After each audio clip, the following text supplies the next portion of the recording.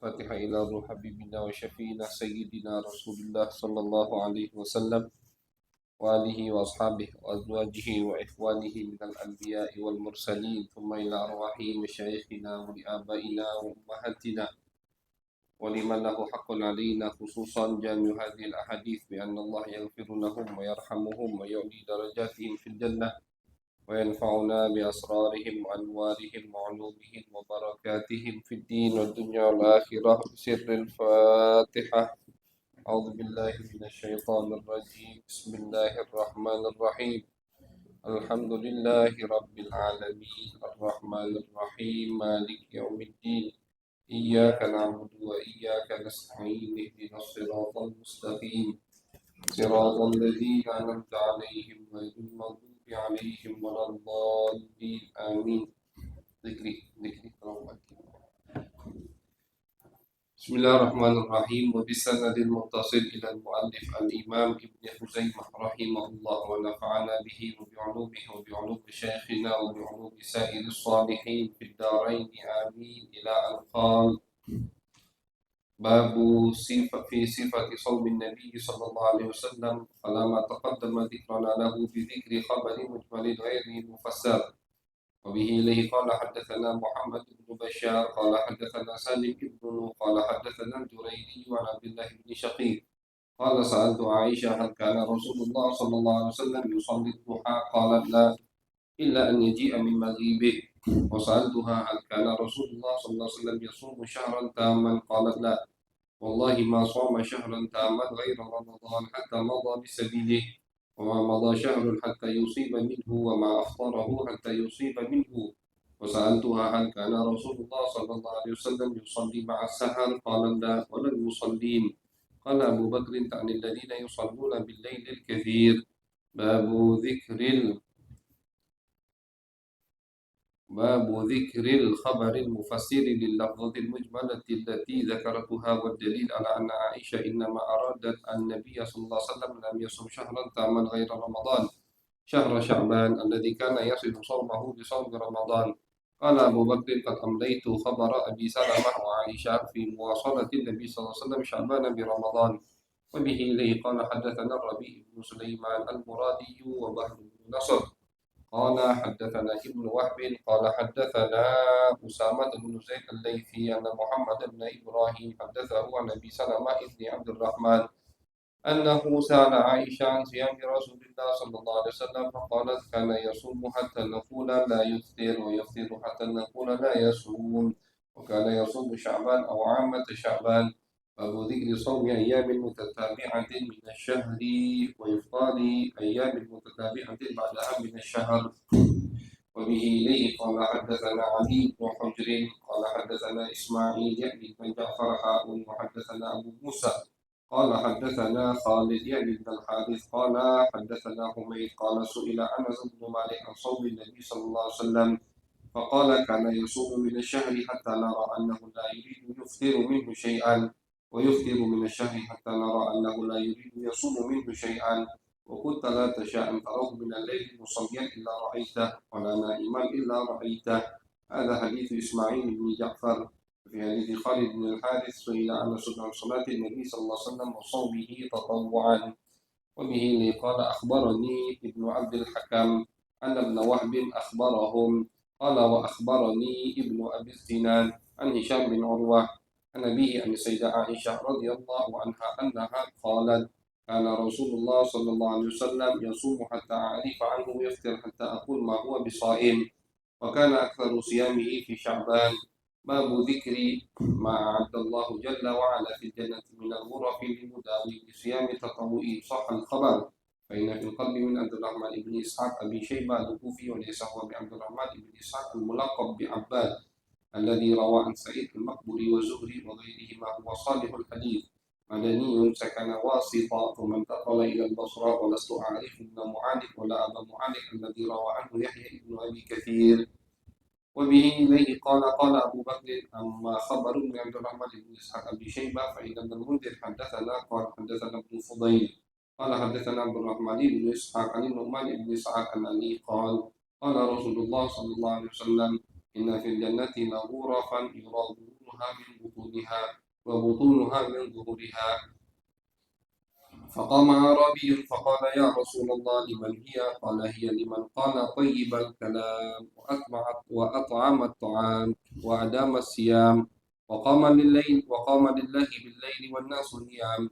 وأما خبر يحيى بن أبي كثير قال الحسن بن مهدي قال حدثنا ابن رزاق أخبرنا معمر بن يحيى بن أبي كثير عن ابن معانق أو أبي معانق عن أبي مالك الأشعري رضي الله عنه قال رسول الله صلى الله عليه وسلم إن في الجنة لغرفة قد يرى ظاهرها من باطنها وباطنها من ظاهرها أعده الله لمن أطعم الطعام وألين الكلام وتابع الصيام وصلى بالليل والناس نيام. باب ذكر صلاة الملائكة على الصائم عند أكل المفطرين عنده. به قال حدثنا محمد بن بشار قال حدثنا محمد بن جعفر قال حدثنا شعبة عن حبيب بن زيد عن مولاة يقال لها ليلى عن جدته أم عمارة بنت كعب يعني جدة حبيب بن زيد أن رسول الله صلى الله عليه وسلم دخل عليها وهي صائمة فقربت إليه طعاما قال تعالي فكلي فقالت إني صائمة فقال النبي صلى الله عليه وسلم الصائم إذا أكل عنده صلت عليه الملائكة. به قال حدثنا علي بن خشرم قال أخبرنا عيسى يعني بن يونس عن شعبة عن حبيب الأنصاري شك علي قال سمعت مولاة لنا يقال لها ليلى من جدته أم عمارة بنت كعب بمثله سواء وزاد حتى يفرغوا أو يقضوا أكله. شعبة شك قال علي قال وكيع حبيب.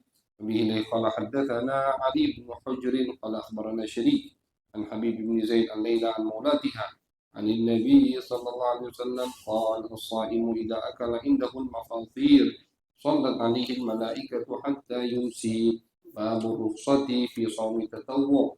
وإن لم يجمع المرء على الصوم من الليل والدليل على أن النبي صلى الله عليه وسلم إنما أراد بقوله لا صيام لمن لم يجمع الصيام من الليل صوم الواجب دون صوم التطوع. وبه قال حدثنا الحسن بن محمد وأبو قلابة عبد الملك بن محمد الرقاشي قال حدثنا راو قال حدثنا شعبة عن طلحة بن يحيى عن عائشة بنت طلحة عن عائشة أم المؤمنين رضي الله عنها أنها قالت كان رسول الله صلى الله عليه وسلم يحب طعامنا فجاء يوما فقال هل عندكم من ذلك الطعام؟ فقلت لا فقال إني صائم. قال أبو بكر قد ذكرنا أخبار النبي صلى الله عليه وسلم في صيام عاشوراء وأمره بالصوم من لم يجمع صيامه من الليل في أبواب صوم عاشوراء. باب إباحة الفطر في صوم التطوع بعد مضي بعد النهار والمرء ناوي للصوم فيما مضى من النهار. وبه قال حدثنا يحيى بن حكيم قال حدثنا يحيى بن سعيد قال حدثنا طلحة بن يحيى قال حدثتني عائشة بنت طلحة عن عائشة أم المؤمنين وحدثنا جعفر بن محمد قال حدثنا وقيل عن طلحة بن يحيى عن عمته عائشة بنت طلحة عن عائشة أم المؤمنين رضي الله عنها أنها قالت دخل النبي صلى الله عليه وسلم ذات يوم فقال هل عندكم شيء؟ قلنا لا. قال فإني إذا صائم. قال ثم جاء يوما آخر فقلنا يا رسول الله أهدي لنا حيث فخبأنا لك فقال أدنيه فقد أصبحت صائما فأكل. هذا حديث وكيع. Tentang hari yang dimakruhkan untuk kita puasa. Hari yang dimakruhkan untuk puasa. Yang pertama hari Jumat, hari Sabtu, hari Ahad. Tentunya kemakruhan ini kalau cuma satu hari. Kemakruhan tidak dianjurkan untuk puasa di 3 hari ini kalau cuma satu hari. Puasa hanya hari Jumat, tidak dianjurkan, makruh. Puasa hanya hari Sabtu, tidak dianjurkan. Hanya hari Minggu, tidak dianjurkan. Makruhnya itu kalau cuma sehari dari 3 hari tersebut, Jumat, Sabtu, dan Minggu. Makruh. Makruhnya itu sampai ada riwayat kata Nabi kalau udah ada tidak ada kayu yang bisa kalian isap kecuali itu, tidak ada makanan kecuali kayu yang bisa kalian isap, maka isaplah kayu itu, yang penting batal, jangan puasa. Artinya Nabi sangat menganjurkan untuk batal. Kalau dalam istilahnya udah punya cuma air putih, batal pokoknya, minum jadilah. Tidak makan, tidak apa-apa, penting jangan puasa di hari itu, hari Jumat, Hari Sabtu, hari Ahad. Nah, tapi kemakruhan ini kalau cuma satu hari. Kalau ada orang puasa Jumat, Sabtu, Ahad, hilang kemakruhannya. Atau Kamis, Jumat, hilang kemakruhannya. Jumat, Sabtu, hilang kemakruhannya. Sabtu, Minggu, hilang kemakruhannya. Kalau cuma satu hari. Kenapa makruh? Makruh disebutkan hadis dari Nabi, Jumat yaumul idina, hari Id kita. Setiap minggu, setiap pekan umat Islam itu ada hari Id, ada hari lebarannya. Hari apa? Hari Jumat. Dan dianjurkan puasa di hari lebaran. Kalau lebaran tahunan haram, lebaran tahunan Idul Fitri, Idul Adha ada orang puasa. Haram. Tidak dapat dosa, tidak dapat pahala, malah dapat dosa. Haram puasa di hari lebaran yang tahunan. Lebaran yang mingguan hari Jumat tidak haram tapi hanya makruh. Di Jumat itu yaumul idin mukminin. Hari lebaran setiap minggu untuk umat Nabi Muhammad SAW. Hari Sabtu untuk Yahudi. Hari Minggu untuk Nasrani. Jadi Nabi tidak pengen kita ada kesamaan. Sekali lagi dengan mereka. Dengan puasa di hari Sabtu atau di hari Minggu. Jadi ini hari-hari yang dimakruhkan untuk puasa. Dengan catatan kalau cuma satu hari. Cuma satu hari makruh. Nah, fadhal umul mar'atu yauman min ghairi syahri Ramadan wa zawjuha syahidun illa biidnih. Tidak boleh seorang istri puasa selain puasa wajib, puasa Ramadan, suaminya ada di rumah kecuali izin pada suami. Tidak boleh, haram, dosa. Puasa sunnah, sunnah apapun itu. Nah, jadi istri itu kalau nak puasa izin dulu ke suaminya. Besok misalkan Asyura, boleh tidak anak puasa? Besok Arafah, boleh tidak anak puasa? Harus izin. Karena ada larangan dari Nabi, tidak boleh. Takutnya kalau ada izin, cuma puasanya bukan dapat pahala, dapat dosa. Ini puasa loh. Nabi larang untuk istri puasa kecuali izin suaminya. Apalagi selain ibadah puasa. Apalagi hadir majelis maulid. Apalagi hadir arisan. Apalagi nongkrong, kan gitu. Nah, jadi ini puasa, ibadah yang sangat disukai sama Allah. Tapi kata Nabi, kalau selain puasa wajib, puasa Ramadan, maka tidak boleh dia puasa kalau suaminya ada di rumah, maksudnya tidak pergi keluar kota kecuali izin pada suami. Ini puasa, apalagi aktivitas yang lain. Tentu wajib izin kepada suami. Jadi pernah kemarin di majelis, di salah satu majelis kami ibu-ibunya, ada bapak-bapaknya tuh bib. Iya bib, yang rami betino dari lanang, ramina betino dari lanang di majelis. Tapi ngapu bib, hadis Nabi ngomong betino paling banyak masuk ngaku. Kalau di majelis paling rami perempuan. Oh juga kalau majelis perempuan ibu-ibu, aduh masjid full. Kalau majelis ibu-ibu masjid full.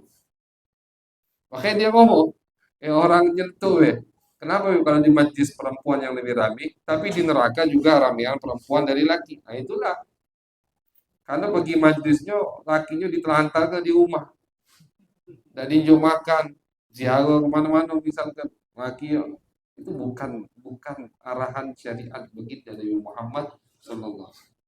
Itu contoh ibadah mengikuti hawa nafsu. Contoh ibadah atau melakukan sesuatu yang dia kira itu baik. Di surat Kahfi, di akhir surat Kahfi, kata Allah, mereka melakukan perbuatan, mereka kira itu perbuatan baik. Mereka kira itu perbuatan baik, padahal bukan perbuatan baik. Mereka kira itu perbuatan baik, padahal bukan perbuatan baik. Mereka kira itu taat, padahal maksiat. Mereka kira itu mendekatkan diri kepada Allah, dekatkan diri kepada Nabi, padahal kebalikan, menjauhkan diri dari Allah dan dari Nabi Muhammad SAW. Nah, jadi harus ikuti aturan syariat untuk beribadah dan mendekatkan diri kepada Allah. Nah, fadhal Bani. Ngajak Abdullah bin Abbas untuk duduk bersama beliau dan masyayikh sahabat-sahabat yang lain yang umurnya udah tua-tua. Kata Sayyidina Umar, ya Abdullah, Jangan kau berbicara hatta yatakallamu, sampai mereka semua selesai bicara. Akhirnya sama Sayyidina Umar ditanya masalah Lailatul Qadar. Kata Sayyidina Umar, Nabi pernah bersabda, iltamisuha fil ashril awakhir. Cari Lailatul Qadar itu di 10 malam terakhir bulan suci Ramadan. Kata Sayyidina Umar, menurut kalian di malam berapa? Ada yang ngomong di malam 21, ada yang ngomong di malam 23, ada yang ngomong di malam 25. Abdullah bin Abbas diem. Akhirnya kata Sayyidina Umar, wahai Abdullah, menurut kamu di malam berapa? Kata Abdullah bin Abbas, di malam 27. Di malam 27. Kata Sayyidina Umar, kenapa kau bisa pikiran di malam 27? Apa alasannya? Kata Abdullah bin Abbas, aku baca di dalam Al-Quran, Allah itu banyak menyebutkan angka 7. Menciptakan langit 7. Zakara sab'a samawat, 7 langit, 7 bumi. Wa khalaqal insana min sab'in. Nah, ini Al-Fakir tak ngerti apa artinya wa khalaqal insan min sab'in. Wa nabtul ardi sab'un. Dan Allah menyebutkan di dalam Al-Quran menumbuhkan tumbuhan dari muka bumi ini ada 7. Abdullah bin kata Sayyidina Umar, yang mana itu? Ayat yang mana? Ayat itu. Tsumma syaqaqnal arda syaqqa fa'ambatna fiha habba wa inaba wa qadba wa zaituna wa nakhla wa hada'iqa ghulba wa fakihata wa abba. 7. 7 tumbuhan yang Allah tumbuhkan hubub dari muka bumi ini. Kata Abdullah bin Abbas, dari itu semua aku mengira malam Lailatul Qadar itu di malam 27. Ini pendapat Abdullah bin Abbas yang menunjukkan kecerdasan Abdullah bin Abbas. Jadi beliau ini selalu dibawa Abu Sayyidina Umar untuk di majlis musyawarah atau majlis diskusi. Kalau yang masyhur, yang terkenal cerita di ayat di tafsir surat Idza Ja'a Nasrullahi wal Fath. Itu banyak disebutkan di Bukhari, di Muslim, di kitab Ulumul Quran disebutkan. Sayyidina Umar ngetes Abdullah bin Abbas di depan para sahabat. Ketika sahabat pahamnya begini, dia pahamnya lain. Dan pemahamannya itu sama dengan pemahaman Umar bin Khattab. Sama ini. Kata Sayyidina Umar, aku juga yakinnya di malam 27. Tunjukkan cerdasnya Abdullah bin Abbas. Diijabah doa Nabi kan, dapat doa dari Nabi, Allahumma faqihu fid din wa 'allimhu at-ta'wil. Ya Allah, pahamilah dia agama dan ajarkan dia takwil Al-Qur'an. Abdullah bin Abbas. Nah, betul. Tapi ya tetap yang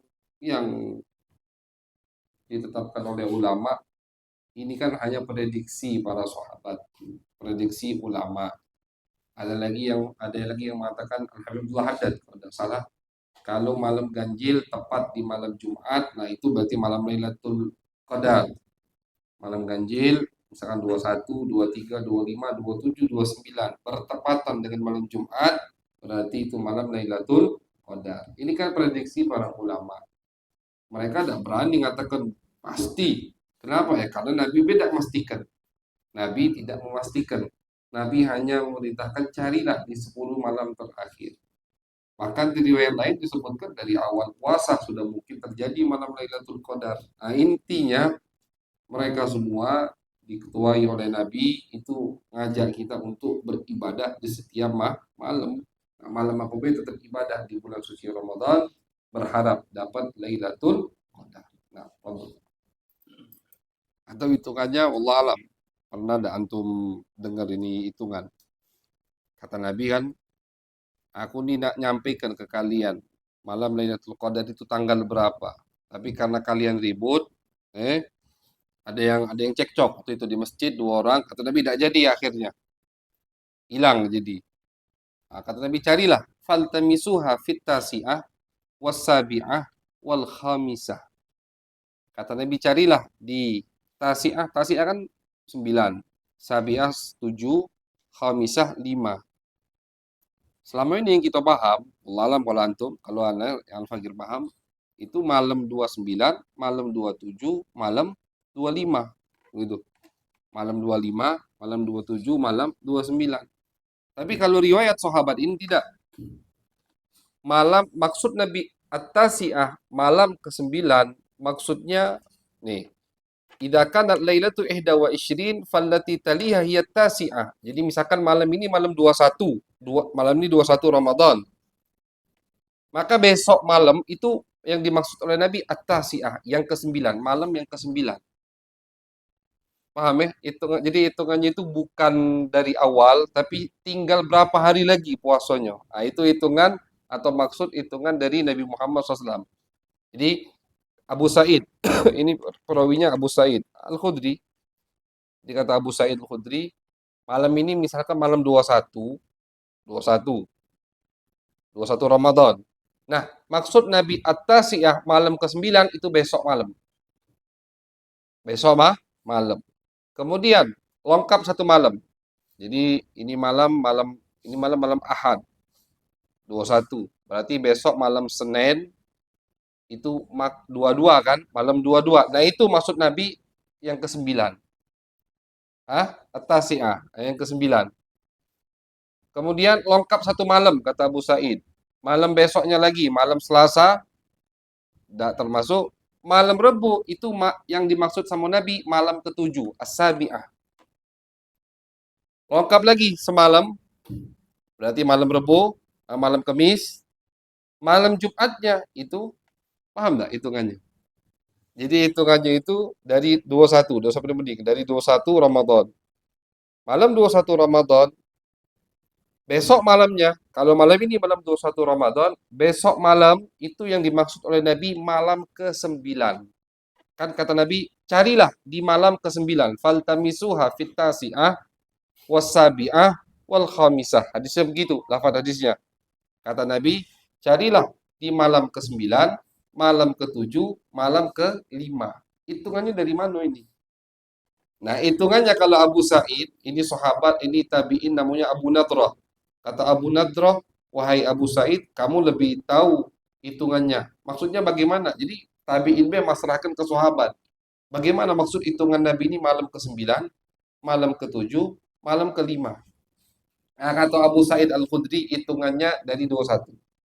Misalkan malam ini malam 21, maka besok malam itulah maksud Nabi At-Tasiyah.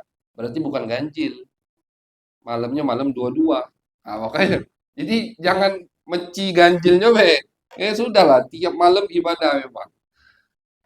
Berarti kan bukan malam ganjil. Malam 22. Maksud Nabi At-Tasiyah. Kemudian, kata Abu Sa'id, lengkapkan lagi.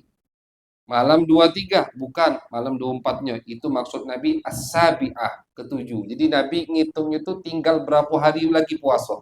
Nah, itu hitungannya. Bukan sudah berapa puasa, bukan. Jadi hitungannya itu bukan sudah berapa malam kita puasa, tapi tidak, hitungan yang di riwayat ini tinggal berapa malam lagi kita puasa. Nah, jadi malam 21 bukan malam besok. Itu maksud Nabi malam ke-9. Carilah Lailatul Qadar di situ. Malam 23 bukan, malam besoknya lagi malam 24. Itulah maksud Nabi malam ke-7. Kemudian malam 25 bukan, malam 26.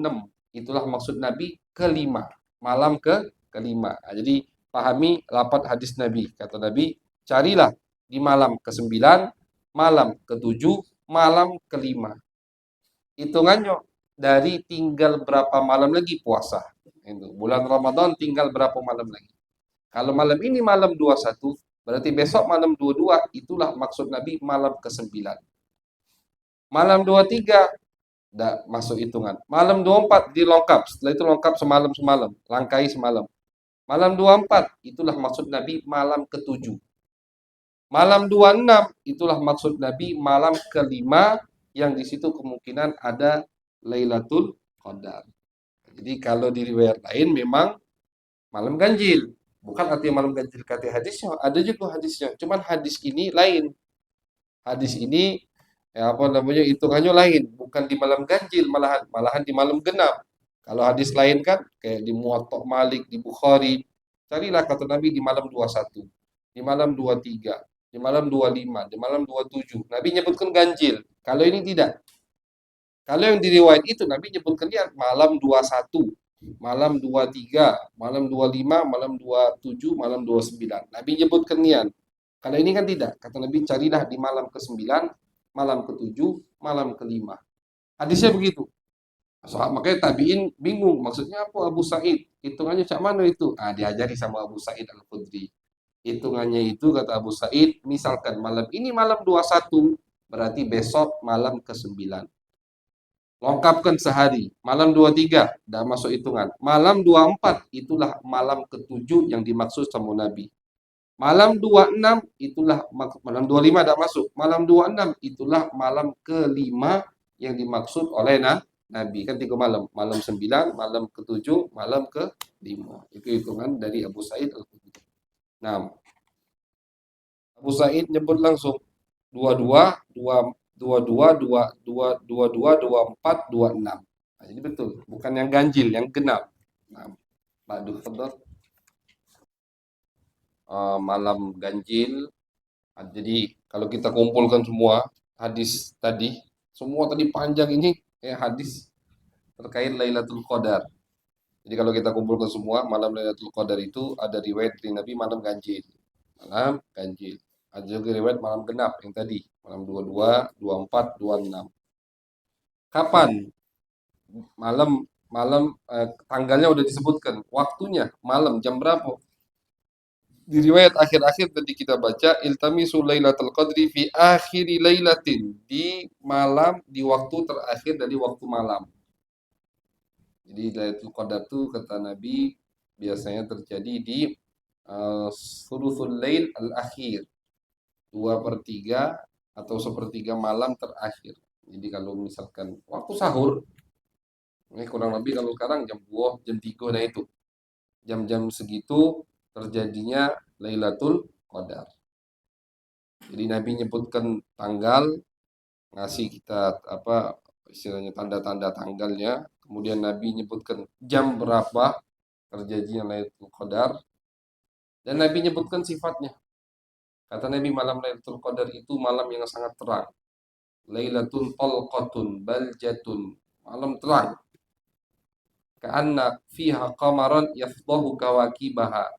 Bulannya itu kayak yafdah. Yafdah itu memperlihatkan semua bintangnya. Saking terangnya malam itu. Bulan itu memperlihatkan semua bintangnya. La haratun wala baridah. Bukan malam yang panas, bukan malam yang dingin. Stabil. Di riwayat lain disebutkan paginya ketika matahari terbit la syu'a fiha. Mataharinya tidak panas. Terbit mataharinya, tapi terik mataharinya itu pas terbit tidak panas. Ini tanda-tanda malam Lailatul Qadar dari Nabi. Ada riwayat tambahan dari Imam Az-Ziyadi, la yakhruju syaitanuha hatta yudhi'a fajruha. Setan di malam tersebut tidak keluar sampai besok pagi. Setan di malam Lailatul Qadar tidak keluar sampai besok pagi. Ini menguatkan pendapat yang mengatakan bahwasannya di bulan Ramadan tidak semua setan dibelenggu. Jadi kita balik lagi ke ini di awal bab. Ibn Khuzaimah kayaknya beliau tuh lebih menguatkan pendapat bahwasannya yang dibelenggu di bulan suci Ramadan itu hanya maradatus syayatin. Setan-setan yang kelas kakap istilahnya. Mereka lah yang dibelenggu sama Allah. Ini pendapat. Selama ini kan yang kita tahu pendapat yang masyhur bahwasannya yang dibelenggu itu masuk bulan Ramadan sufidatis syayatin. Hadisnya ada sufidatis syayatin. Setan akan dibelenggu. Itu yang kita ketahui selama ini. Ternyata ada riwayat dalam Sahih Ibn Khuzaimah tambahan marodah, tambahan cuman marodah, satu kalimat. Marodah itu pecong atau setan kelas kakap. Nah, itulah yang dibelenggu. Makanya sebagian ulama juga cenderung ke riwayat Ibn Khuzaimah ini. Bahwasanya yang dibelenggu di bulan suci Ramadan bukan setan galau-galaunya, tapi setan kelas kakap, manajernya istilahnya. Yang masih bawaan belum, biarlah manajernya kelas kakapnya. Direkturnya itu iblis itu dibelenggu sama Allah Subhanahu wa taala. Ini pendapat sebagian ulama mengikuti riwayat Ibn Khuzaimah. Nah, jadi ini termasuk faedah itu banyak membaca riwayat hadis baginda Nabi Muhammad sallallahu alaihi wasallam. Menurut kita aneh, padahal ada riwayatnya. Nah, jadi makin luas wawasan kita ketika kita makin banyak membaca kitab hadis baginda Nabi Muhammad sallallahu alaihi wasallam. Jadi bukan hadis itu yang dia dengar. Dah, kita buka riwayat lain, kita baca kitab lain, tambah luas wawasan kita, tambah luas wawasan kita. Ini termasuk faedah banyak baca hadis Nabi Muhammad sallallahu alaihi wasallam. Sehingga kita tidak ngerasa aneh. Kadang orang itu apalagi wong zaman akhir ini dengan hadis dikit menurut dia aneh, kata dia hadis ini tidak benar. Siapa gitu? Siapa gitu? Jadi ini apa? Kemarin Al Fakir sempat bukan dikritiki. Jadi ada yang WhatsApp pribadi keluarganya, bukan anggota majelis ini, bukan. Keluarganya katanya ngomong ini hadis tidak benar. Apa? Ini hadis aneh. Hadis yang kita bahas kemarin. Yang setiap hari kita puasa dapat 70 bidadari. Setiap bidadari ya. Gitu. Jadi katanya keluarga Bib sumpah nanya kata dia. So, anak nge-share di satu grup. Nah, budak grup itu WhatsApp pribadi. Kata keluarga anak ini hadis aneh. Anak tanya, anehnya dari mana? Ini hadis bener apa? Kata dia tidak bener. Ngapa? Soalnya aneh. Kita jawab, anehnya dari mana? Coba unjuk tahu di mana anehnya. Karena kita ini bukan sekelas Ibn Hajar Al-Asqalani. Kalau nganeh ke hadis langsung doib. Kita ini kan cuma tahu hadis berapa puluh paling. Oh ini hadis aneh. Tidak pernah aku dengar. Doib. Itu sekelas Ibn Hajar, sekelas Imam Iraqi, sekelas Bukhari, Tirmizi. Boleh ngomong itu. Yang sudah banyak dengar hadis puluhan ribu hafal. Keliling dunia. Gurunya ribuan.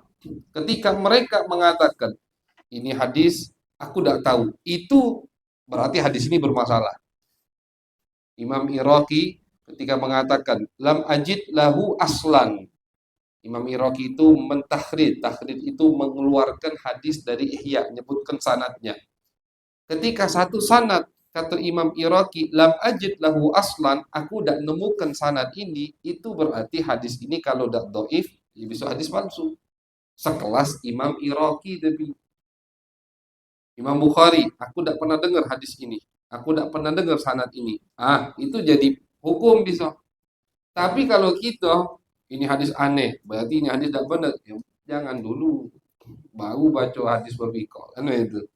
Tidak bisa jadi hukum. Apa yang bisa jadikan hukum? Cari marjaknya ulama. Anda sampaikan. Kenapa aneh? Doif. Akhirnya dia buka IAI. Nanya sama IAI. Kata anak, jangan patokannya IAI. Anak ini patokannya Ibn Khuzaimah. Antum patokannya IAI. Malu gitu sama ulama hadis. Diketawakan. Madai Sahih Ibn Khuzaimah nak dilawan sama IAI. Tapi memang sebagian ulama mengatakan hadis itu doif. Hadis doif di Fadhailul Amal tidak masalah kita bahas atau kita share, kita sebarkan. Jadi selagi kita tahu itu hadis ada di salah satu kitab Al-Mu'tamadah, boleh kita sebarkan. Tidak apa-apa. Tapi yakin dulu itu hadis ada di kitab. Di kitab apa? Kalau di Kutubus Sittah sudah jelas. Di Sahih Ibn Khuzaimah kitab yang mu'tamadah, yang masyhurah. Yang kita sebutkan di awal kemarin kan, apa keagungan, kelebihan Ibn Khuzaimah. Jadi selagi hadis tersebut ada di salah satu kitab, kita share, tidak masalah. Istilahnya kalau istilah ulama al-uhdah ala rawi. Al-uhdah ala rawi. Urusan perawinya itu. Kita kan yang penting nge-share dari kitab dia. Kata anak itu urusan Ibn Khuzaimah. Anak begitu. Urusan Ibn Khuzaimah. Nah hadis itu palsu apa tidak. Pokoknya hadis itu diriwayatkan oleh Ibn Khuzaimah. Ketika beliau sudah mencantumkan hadis tersebut di kitab beliau. Orang sekelas Ibn Khuzaimah. Berarti itu sinyal dari beliau. Boleh kalian sebarkan itu hadis. Boleh kalian sebarkan itu hadis. Siapa yang nanggung? Ibn Khuzaimah. Kenapa kita suruh dia yang nanggung? Karena dia yang catat. Dia yang riwayatkan dan dia pede ketika riwayatkan. Tahu mana yang dia riwayatkan, harus dia riwayatkan dan yang tidak boleh dia riwayatkan. Sekelas Ibnu Khuzaimah pasti tahu. Nah, jadi makin banyak kita dengar hadis, makin banyak, makin luas wawasan kita. Bukan sempit, luas. Misalkan selama ini kita dengar setan itu dibelenggu. Ada orang ngomong, oh enggak, kalau setan dibelenggu. Ah, ini dari mana ini? Khurafat. Baru ngada-ngada ini. Padahal ada riwayatnya. Nah, jadi ketidaktahuan kita ketika tidak tahu itu bukan tidak bisa dijadikan patokan, berarti yang kita tahu atau yang kita baru dengar itu salah. Karena ketidaktahuan kita ini memang kita jahil, memang kita bodoh, memang kita jauh dari periwayatan hadis. Jadi tidak bisa jahluna, ketidaktahuan kita itu jadi dalil bahwasanya ini faedah tidak benar, ini faedah maudhu, ini faedah misalkan apa namanya khurafat, ngarang-ngarang, ini sesat, tidak bisa. Alasannya Bu, karena ini aneh. Menurut aku, siapa kau? Nah, itu kasarnya begitu. Siapa kamu? Kok bisa ketika menganehkan sesuatu langsung disesatkan atau tidak dibenarkan? Jadi harus kita kembali ke ilmu hadis, kita kembali ke kitab-kitab periwayatan hadis baginda Nabi Muhammad sallallahu alaihi wasallam. Hadis ini banyak, riwayat banyak, tambahan dan riwayat juga banyak. Nah, jadi sekali lagi, betul sabda Al-Imam Ahmad bin Hambal, kita tidak bisa memahami satu hadis secara maksimal kecuali kita kumpulkan semua riwayat hadis terkait masalah tersebut. Oh, ternyata ada tambahannya. Oh, ternyata ada tambahannya. Sohi, ini sohi, ini sohi. Oh, berarti rangkumannya kan lain. Satu tambah satu, dua. Tapi kalau satu tambah satu, tidak tahunya ada dua tambah dua, jadi empat, bukan dua. Nah, itu. Jadi masakannya lain, resepnya lain. Resepnya lain, hasil kuahnya lain. Ketika ada tambahan resep, berubah lagi hasil. Itulah ulama. Jadi mereka makanya Imam Syafi'i sambil ngomong. Sampai beliau ngomong, kalau kalian menemukan pendapatku bertentangan dengan hadis Nabi, maka buang pendapatku. Artinya, aku berusaha untuk mengumpulkan semua hadis Nabi sebelum aku berfatwa, sebelum menentukan hukum. Tapi misalkan, ini maksud kalam Imam Syafi'i, misalkan, ini sekelas Syafi'i, misalkan ada hadis yang luput dariku, kemudian kalian temukan bertentangan dengan fatwaku, maka buang fatwaku, amalkan hadis tersebut. Ini dipegang sama pengikut Syafi'i. Maka Imam Nawawi mengatakan siwak sampai maghrib gak makruh, padahal beliau mazhabnya Syafi'i. Nah, nentang Syafi'i, Imam Syafi'i dewa yang nyuruh kata kalau ketemu hadis yang lebih sahih, yang luput dariku, maka jangan bebani aku. Itu Imam Syafi'i, jangan bebani aku tidak kalah nanggung dosa kamu istilahnya. Buang pendapatku, amalkan hadis tersebut. Tapi kalau hadis itu sahih, kalau hadis itu benar, bukan sembarangan orang. Oh, buka basing hadis, penting di Sahih Bukhari, langsung fatwa Imam Bukhari, mazhab Imam Syafi'i dibatalkan. Nah, lagi sekelas Nawawi berhak. Makanya ada mujtahid al-mutlak, ada mujtahidul madhab. Kan begitu. Ada mujtahid mutlak sekelas Syafi'i. Ada mujtahid madhab. Mujtahid tapi di dalam mazhab. Untuk memilih. Oh, ini pendapat Syafi'i, kita pakai. Hadisnya benar sahih. Ini pendapat Syafi'i kurang pas. Ada hadis yang lebih dalil, berarti ini amalnya. Itu mujtahid madhab. Mujtahid di dalam mazhab. Sekelas Syafi'i ngomong itu. Artinya beliau tidak mengklaim menguasai semua riwayat hadis Nabi Muhammad Sallallahu Alaihi Wasallam. Nah, jadi yang ngerasa kita semua masih jahil, masih juhal, masih bodoh, jangan berani-berani ngomentari para ulama. Jadi yang ngasut lebih baik diam. Idza sakatal jahil qallal khilaf, kata Imam Abu Hanifah. Kalau wong bodoh diam, maka perselisihan akan makin sedikit. Ngapa banyak perselisihan? Nak ngomong galau. Nak ngomong galau. Nak punya akun semua. Nak punya YouTube galau. Nak jadi ustaz galau istilahnya. Jadi kalau tidak tahu, lebih baik diam. Tidak tahu, tapi pengen tahu. Tanya. Harus ditanya. Fas'alu ahla dzikri in kuntum La ta'lam. Nah, jadi ini riwayat menguatkan riwayat Ibn Khuzaimah yang pertama ketika beliau mengatakan bahwasannya di bulan suci Ramadan tidak semua setan dibelenggu, melainkan hanya setan yang kelas kakap. Dari mana? Ada tambahan riwayat sufidat maradatus syayatin. Kalau di riwayat yang masyhur cuman sufidat asyayatin. Sufidat itu dibelenggu. Asyayatin setan. Ada riwayat tambahan sufidat marodah. Ada tambahan marodahnya. Marodah itu setan yang paling istilahnya paling bejat. Semua setan bejat. Cuman ada yang kelas kakap itu.